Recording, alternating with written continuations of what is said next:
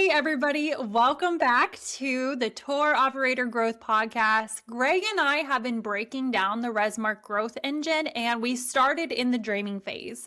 In a lot of our episodes, we talk about tactics operators can use to influence that stage. But today, we are going to flip the perspective and talk to somebody who is actually the ideal customer for a lot of our companies. So today we are joined here with my friend Corey from Zebulon. Corey works closely with tour operators, but she is actually somebody who genuinely loves to travel and book tours herself, which is why we have her on. In a lot of ways, she represents the exact type of guest many of our operators are trying to reach. So Corey, before we dive in, I'd love for you to tell us a little bit about yourself as a traveler. What kind of trips do you like going on? Hi, Nikki. Great to be here. As a traveler on the surface, I kind of fit the typical millennial stereotype. I fit the ideal customer kind of persona of mid-30s professional. I fall into the DINKS category, which is shorthand for dual income, no kids. So people see us and think, oh, they've got disposable income to spend on excursions. And then millennials, we... it seems like we've never lived through a time that's not unprecedented times. And so we've got this kind of like there was COVID and there was we jumped into the labor market right in the Great Recession. So we've got this kind of life is short mindset to it. And so definitely prioritize experiences over things. And I'm always, always game for an adventure and excursions and booking trips. And I often play the role of the devil on the shoulder, encouraging my friends and family to, you know what, do the trip. Let's go. Let's go meet somewhere and have fun. Yeah, me and my wife have that same mentality. We don't get out as much because I am not a dink. I have 4 kids, but Oh. we try to get out and experience things more than just giving the kids stuff. It's so much better, I think, and the memories are awesome. So as you're kind of in this dreaming phase of what am I going to do next, what actually is it that's sparking the idea of a trip, your next trip, tour, or adventure? I was thinking about this, and while occasionally we do just kind of, you know what, I've always dreamed about this expedition or this trip, let's bucket list, let's go.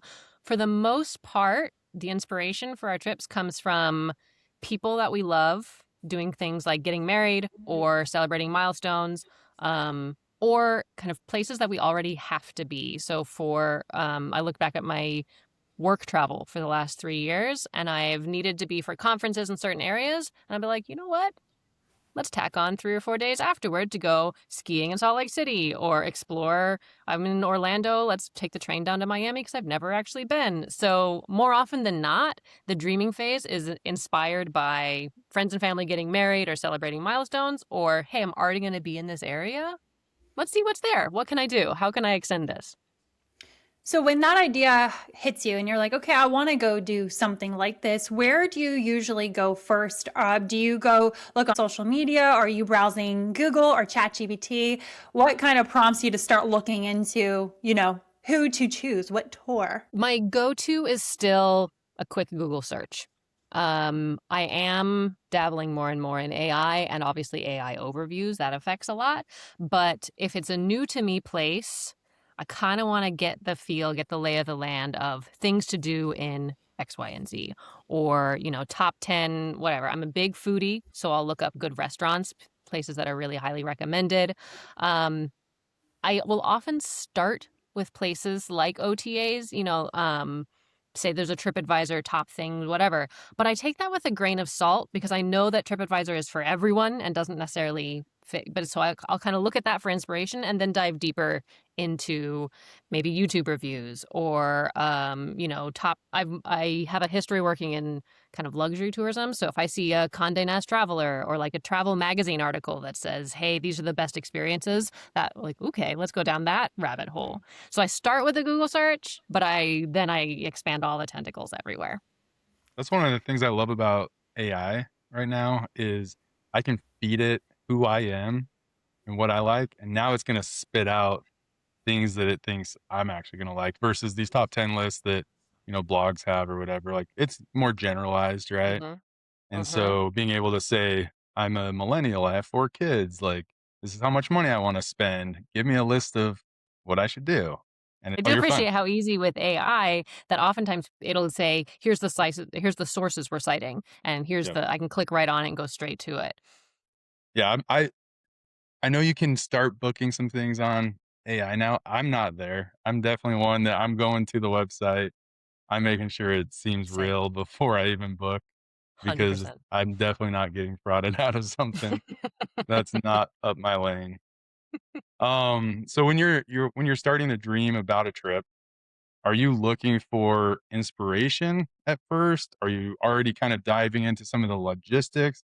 Kind of walk us through what it is that helps you kind of figure out what it is you're going to do. And let's take it from the approach of this isn't like a work trip. This is something that you just want to go somewhere. Maybe it's more of a bucket list place or something like that. Hmm. Definitely starting off by looking for inspiration, looking for one or two either activities or even like hotels that I've always wanted to stay in, um, that are going to kind of anchor the trip and then determine how many days I need to tack on, where else I can go, what I can do. But I'm kind of looking for these anchor experiences that are, yes, sign me up. Have you guys seen the meme that's, shut up and take my money? The ones that are like, yep, that's it. You've sold sold to the highest bidder. I love that. Wow. So, what kind of content do you think makes you stop and actually pay attention? Like, so when you're looking at that, when you're saying, I want to give you my money, are you taking a look at any of their blogs or reviews or video content? What are you kind of looking at to help you solidify that I'll give you my money? That's a great question. Answer is C, all of the above.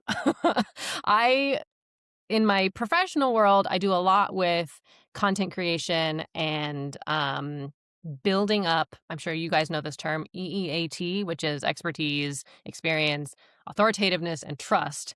And that 100% works its way into my personal when I'm planning trips. I kind of get that anchor excursion or the adventure and think, oh, this is great.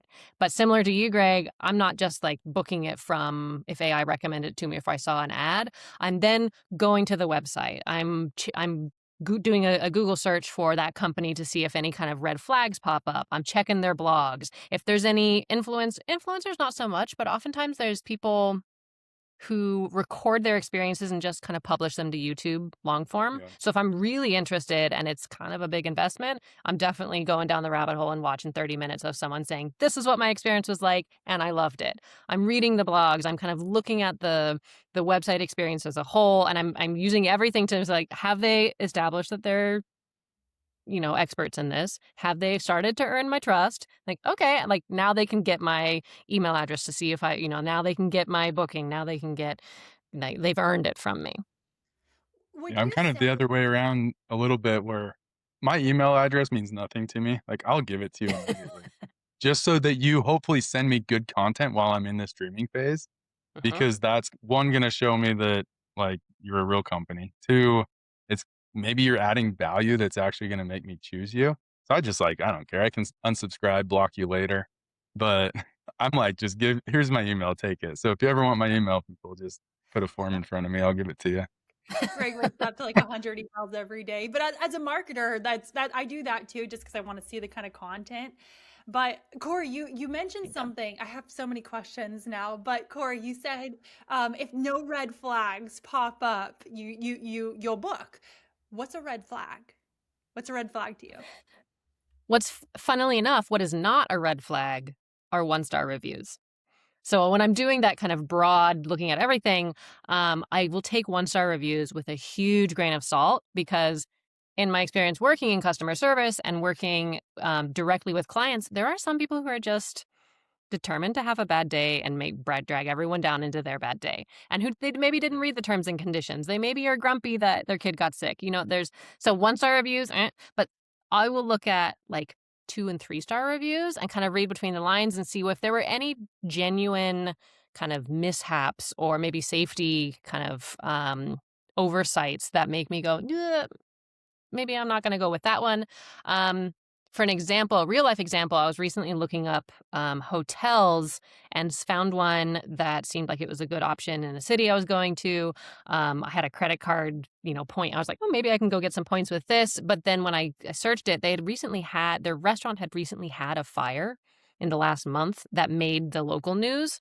And I was like, oh, if I'm going to plan on eating there, their restaurant's probably not, like, doesn't show up on their website. So, like, try again next time. Maybe when I'm back in the city, I'll go again. But because that was a red flag of like kind of showing up in external news as well. So I look at reviews and I just look at like their presence online, and if kind of keeping my spidey senses out if anything just doesn't sit right. I love that. I would put a plug in there for all tour operators. Like, respond to your reviews, the good and the bad. Because I often Bingo. go to the one-star reviews to see what they said and see if there's a response and Yeah, how like the Love what's company gone. handled it.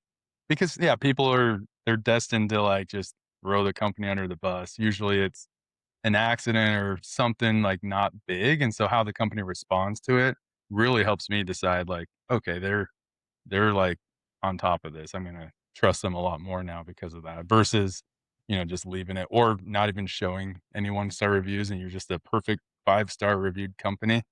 Like, I don't believe that that's happened before where you've never Some gotten people anything besides a five-star. So, some people I think refuse to showing leave a those is good. 5 star. So, some people will only leave a 4 star, and that to them is their 5 star. Mhm. Yep. And the one thing I also encourage, like Corey, when you are reading a review, like, do you ever look at, like, I don't like looking at AI written reviews. Like, if I see a complaint, like, I don't want my tour operator to have just responded from like a chat GPT. Like, I want it to be genuine. I'm not saying you can't use AI, but do you ever notice that as a consumer? Like, are they actual genuine, 100%. authentic replies? Yeah. Yeah, there are ways to incorporate AI so that you don't have to do the huge heavy lift, because getting bad reviews or even good reviews can be really emotional. So you kind of want to separate yourself from that, and you can use AI to get some inspiration and get things going, but you've got to have a human touch. And I say that, I mean, AI, anywhere you use it, you have to give it the human touch. Because yeah, I, as a consumer, as a potential guest, I look at that and be like, these people just copy and pasted what AI suggested. Like they're not actually there and responding to and receptive to feedback that they're getting. Awesome. So as you're scrolling through these short form videos or long form YouTube, whatever it might be, you're in the dreaming phase. How do ads influence you in the decision making? Are you noticing them? Do you scroll past them? Have you ever been just really like, wow, this ad's amazing. That's the place I want to go. How do you interact with ads personally? As a general rule, I'm I'm wary of ads. I try not to engage with them too much because that those of us who work on the kind of back end, we track those clicks, and so if I'm not actually genuinely interested, I try not to engage with them, to not give any false hope.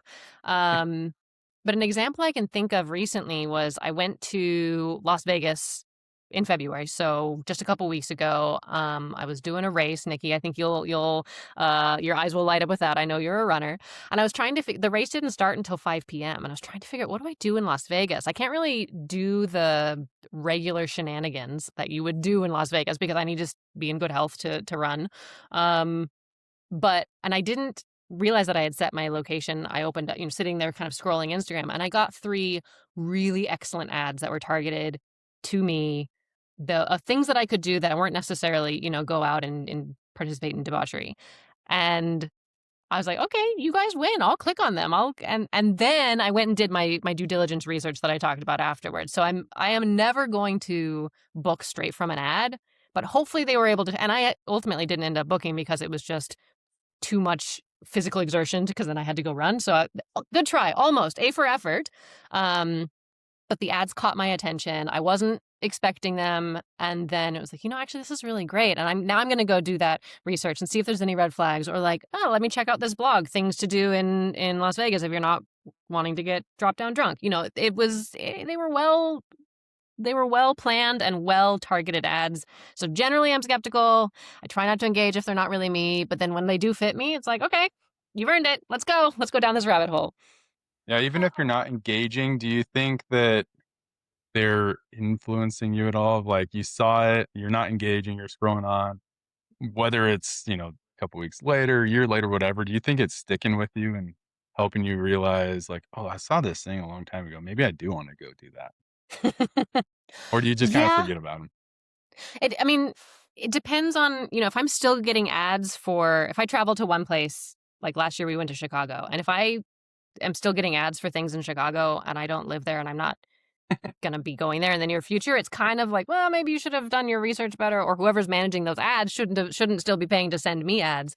But Right. sometimes they are really aspirational, and they are things like, hey, that's an excursion that I wouldn't mind going back someday. So it's kind of it builds the long term. Well, let's add that to the list. Sure, let's do that down the road.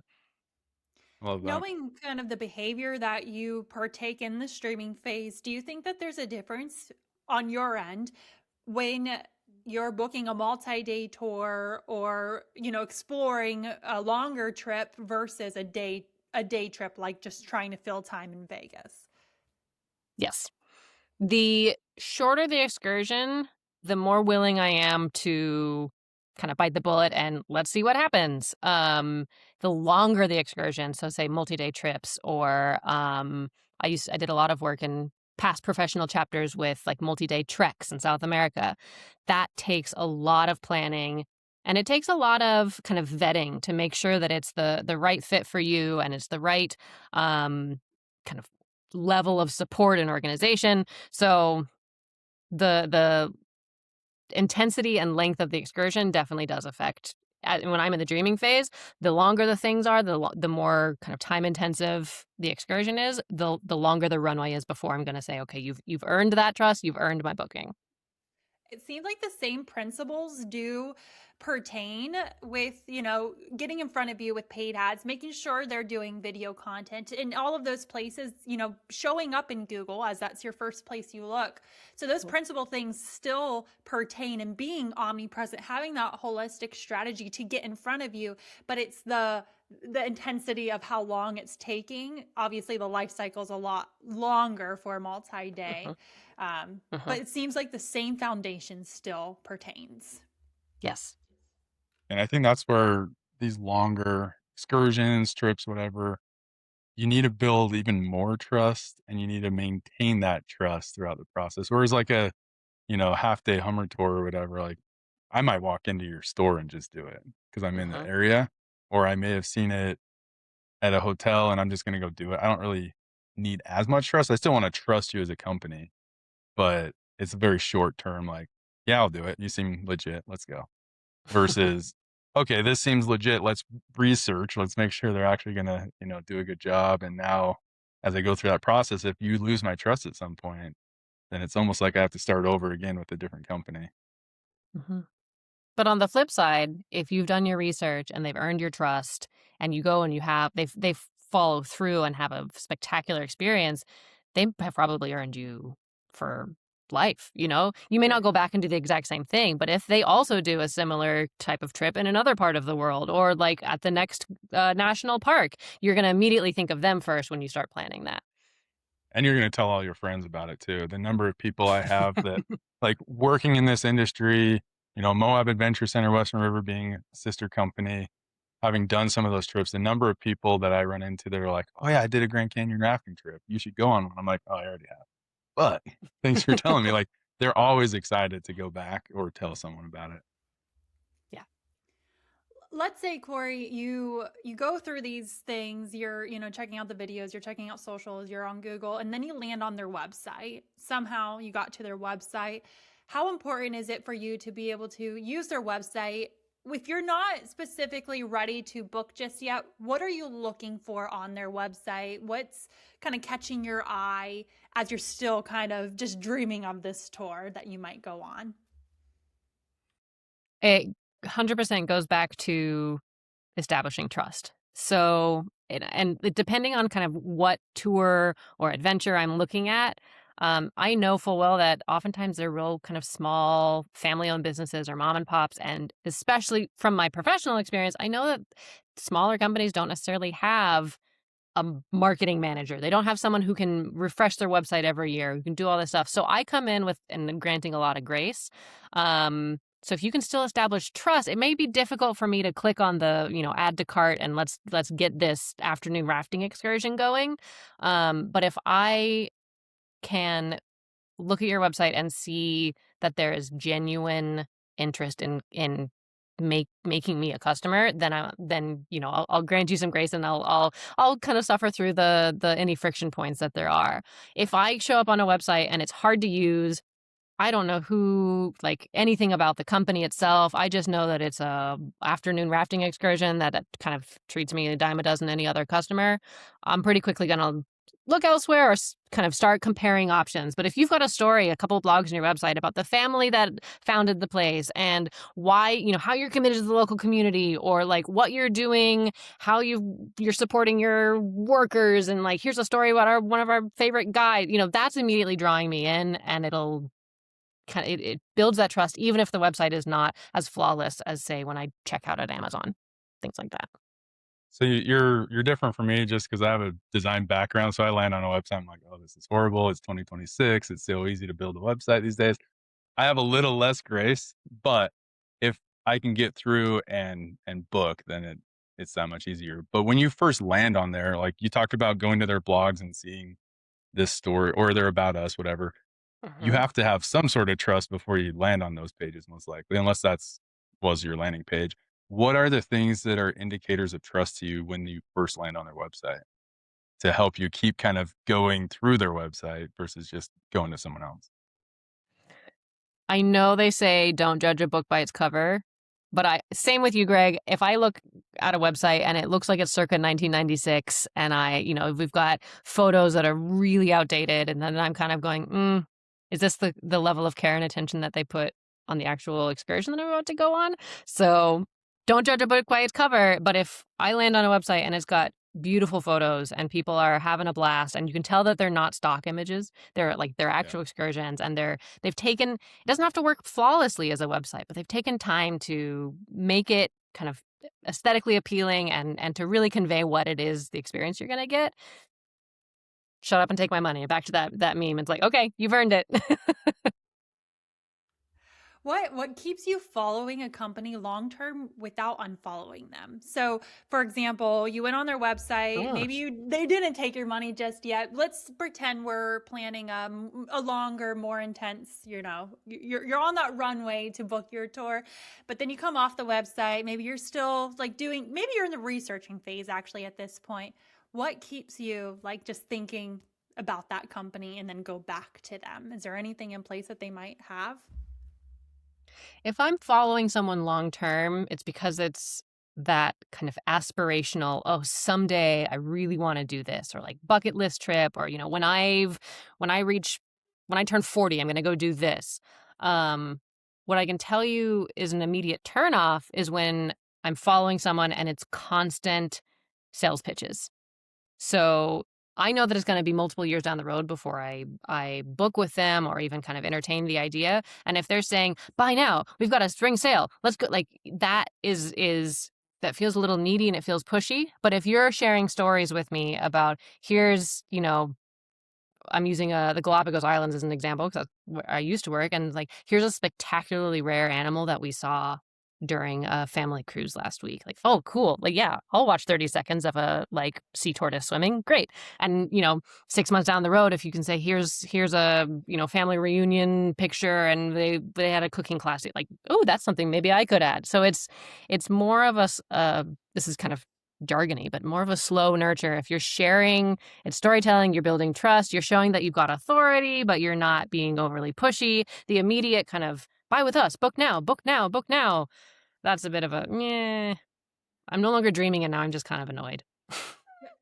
Yeah, and I do you think think that's different between the different types of tours? Like if it is a 7-day trek through the Amazon versus a half-day Hummer tour, do you feel like that sales pitch bothers you as much if it's like a week out from your Hummer tour and they're saying, "Hey, buy now," versus a year out from your trek? No, no. If It's the I'm a same. week out from a Hummer tour and I'm getting all sorts of information about like, hey, did you know you could add this on to your trip? Like, cool, send. But if I'm a year out from my Hummer trip, I already had it, and you're still saying, hey, did you know we've got a special next week? It's like, maybe you could just tell me about your cool, send me a picture of the sunset that you guys saw and like make me think, oh, I'll go back next time I'm in the area rather than like, unsubscribe. At Yeah. that point, I'm just confused. I'm like, well, should I have waited? Should I have did I choose it at the right time?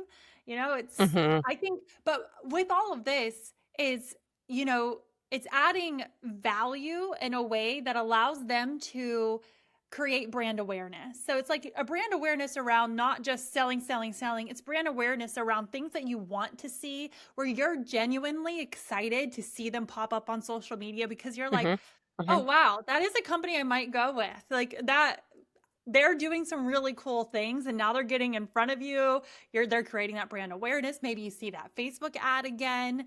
I think that's what it's about. It's just adding And I value to get it. it. Brand awareness is so hard to quantify. I mean, we all work in marketing. It's so hard to be like, Yeah. look, here's the return on the investment of this brand awareness campaign. But from a consumer's perspective, yeah, if I've loved interacting with your company online and I've felt this aspirational kind of dreaming, longing, oh, I want to do that too. When I'm in a place to book a trip like that, yeah, of course, first thing I'm going is to you guys because you've built that. So I know it can be really hard to just like, oh, I'm going to invest in brand awareness. What does that mean? I don't know, but it's worth it. From a consumer perspective, it's worth it. I think that too with brand awareness, so many times like people get overwhelmed with all of the places where you can see them. So like you can Uh-huh. see them on Google, you can see them on social media, on Instagram and YouTube, and then you could see them in now to AI. So it's like Uh-huh. I think tour operators sometimes get overwhelmed with I have to do all these things, but really it's not that. It's simple at its core. It is simple to get in front. I think the principle is you just have to try to get in front where your ideal customer is. Uh-huh. Do you think, Corey, is there anything that you wish tour operators did better? Because you work with tour operators every single day. So, as a consumer taking your experience, do you think that there's anything that they're really lacking that? I'm so glad you asked this question because yes, I do. um, I know that tour operators oftentimes think about their customer journey and they work on little bits and pieces of it at a time to improve. Hey, let's make the waiver signing a little less, you can just do it from your phone the day before, or they work on it kind of piecemeal. But what I wish people would do is this is almost kind of like in my dream world is almost kind of like secret shoppers is to get someone who's completely unrelated to your company who hopefully matches your ideal customer to go from start to finish through the whole process because that's going to open their eyes to so many things like, oh, I never realized that. And I don't think very many people do that. But you've got all these to-do list 700 items long, so I forgive you for not thinking of this, but if you can get someone who's never experienced it before, who's never looked at your website before, who's never done this type of excursion before, to go through all of the steps, it's going to open your eyes so much to any inconsistencies and ways that you can really kind of make concrete changes and improvements so that people down the road can give you those 4 and 5 star reviews rather than the 2 and 3 stars that we talked about. So get a secret shopper or get someone to go start to finish and to record it and to give you feedback. Easier said than done. I know it'll be a time investment, but it's going to improve and have so many positive reverberations down the road. I love If anyone's that. looking for a secret shopper, I'm available. So feel free to reach out. My email, I'll give you in a form. But no, that's a great idea. Getting people that haven't seen your website, doesn't have that trust with you yet, and go and do it and see how it actually is. And they're not getting paid for it either, because that's the issue with when I see, social like influencers or anything. Like I know they're getting a free trip or they're getting paid, whatever it Mhm. might be. They're plugging things, so they're going to speak more, you know, or not open. They're going to speak to specific things to make it seem They're more going to be more positive. inclined to say, this was amazing, come Yeah. here. Whereas if you can get someone who's not an influencer to just be like, yeah, signing the waiver sucked. I have no idea. I wasn't able to click the boxes. I'm really frustrated and I'm showing up like already kind of in a grumpy mood. there's a way to change that, but you wouldn't know because you just, oh, we signed with a new waiver company and we talked about it at conferences and we trained the team, all set. There's a complete disconnect that you can avoid as long as it's not influencers. Well, in conclusion here, I want to ask one more question. If operators listening today want to earn booking from someone like you, what should they absolutely get right in the dreaming phase? Like, what can they not mess up? The one thing. I kind of know that I sound like a broken record, and it is kind of jargony, but it's back to that EEAT. If I'm dreaming about something and you've managed to start to earn my trust and convince me that you are an expert or you've got expertise, you've got authority, then I'm much more inclined to continue dreaming with you and keep you top of mind. So I guess it all boils down to trust, but your presence all over the place where, making sure that there's no red flags and making sure that you've got the kind of the whole experience, you can earn my trust, you can pretty much earn my business. I love that. Awesome, Corey. This has been super helpful. I think that the dreaming phase is where really the spark happens and gets us excited to book that tour. So thank you so much for joining us today and giving us your perspective as a consumer, because you're a lot of our clients' ideal customer. Before we leave, let's drop some information. Tell us a little bit about Zebulon. What do you guys do? How can people reach you? Well, it's been my pleasure. I'm thrilled that you guys invited me to come talk about what I love to do, which is travel and do experiences. Zebulon, we help outdoor adventure companies. The tagline is work smart, have fun, and make money. So our bread and butter is doing financial strategy and leadership growth. So a lot of people in the outdoor adventure industry have a lot of passion, but not necessarily any kind of formal business education or business foundation. So we work on growing that up.